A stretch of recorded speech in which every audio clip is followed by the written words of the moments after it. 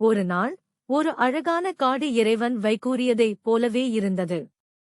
அந்த காடுகளில் பரிசுக்குரிய மந்திரம் மறைந்திருந்தது. அதன் காரணமாக காடு அனைத்து உயிரினங்களுக்கும் மகிழ்ச்சி அளிக்கிறதெனும் நம்பிக்கை இருந்தது. ஒரு சின்ன குரங்கு அவனது நண்பர்களுடன் அந்த மந்திரத்தை தேடும் முடிவுக்கு வந்தது. குரங்கின் பெயர் சின்னா.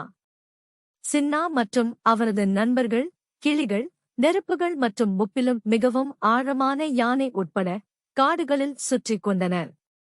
அவர்கள் பல இடங்களில் தேடினார்கள், ஆனால் மந்திரத்தை கண்டுபிடிக்க முடியவில்லை.